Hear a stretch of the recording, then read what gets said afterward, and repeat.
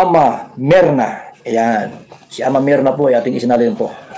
Kasali dito. Good morning! Ama Merna po. Magbibigay lang sa inyo ng konting reaction.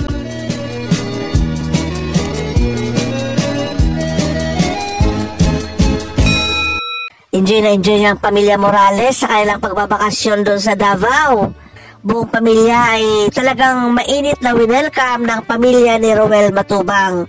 Maraming natutuwa kasi bukod sa pamilya ni Roel ay maraming mga fans, mga viewers, mga sumusuporta sa Rochelle ang nag-i-enjoy na panoorin sila sa mga videos nila, sa mga mainit na pag-welcome sa kanila. Talagang enjoy na enjoy yung fanatics ng Rochelle. Maging si Kalingap Awi nga yung tatay ni Roel, kasundong-kasundo na niya yung pamilya Morales. Kasundong-kasundo niya si Tatay Raysan. First time pa lang nila magkita ha, pero yung dalawang tatay ay talaga nga naman napakasaya nila at hindi sila nagkakailangan. Pag magkwentuhan, masaya at good vibes lagi yung kanilang pinag-uusapan. Marunong makisama sila Tatay Raysan sa kanilang pagtira doon sa bahay nila Roel. Maging si Rachel, naku, talagang si Rachel, makita mo nga naman, napaka-responsable niya. Bagamat sa edad niyang 17 taong gulang pa lang, pag mag-isip siya ay matured na. Hindi siya naging pabaya. Kasi ibang mga edad, di ba, pag ganyan pa lang, 17 taong gulang, pag nasa ibang bahay, ay iniisip lang ay yung kasiyahan ng sarili ba? Nakikipagharutan, nakikipagkwentuhan, o walang pakialam ba doon sa kanilang tinutuluyan. Ganyan yung ibang mga kabataan. Pero itong si Rachel, napabilib talaga sila Tatay Awi, o si Kalingap Awi, dahil sa kanyang marunong makisama. Ay, grabe, bait ni Rachel, Yan, ano yan si Kano? Ano yan? Mabait yan? Mabait. Sino? Mabait? Ano pangalan? Ano mo? Ano pangalan dyan? Rachel, mabait yan kasi ganina, nagkain. Tapos pag magkain, nabusog niya. Sa ating gan mo, bakit nagkain kayo, walang pinggan? Kung nandun na, Papa Gwan, Ayusin mo. Sipit ng babaw upang tail, kita ba yung tail? Kung nandun na ako nang isa't kilahati. Ako nang hugasan. Huwag ka mga hugas kay bisita. Gusto mo hugas? Pero ang sabi Papa. Sabi Papa. Hindi. Ayusin mo yan. Ay, agang ituloy. Tuloyin. Ayan. Diyan ka, upo ka dyan. Upo. Sige. Dahil sa kanila, no? Para okay ba, no? Oo, sige. Morning, guwapo. Ay, gilingkura na dyan. Ay, seryoso na dyan ni. Fast talk with Kuya Awi.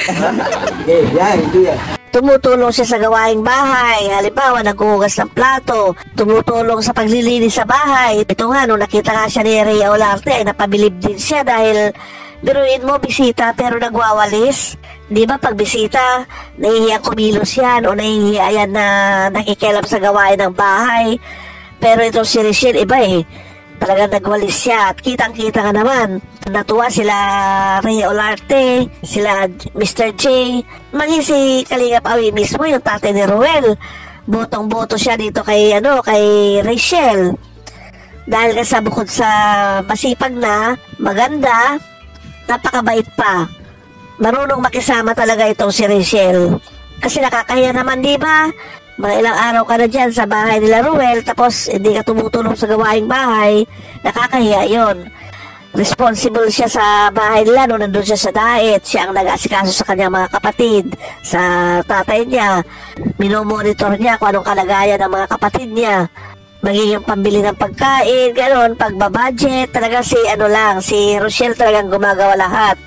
Dahil nasa ibang bahay nga sila, automatic na yan. Yung gawain niya ay automatic na yan. Hindi na siya kailangan sabihan pa. May pundasyon na siya Nakasanayan na kasi niya yung gawain ganyan.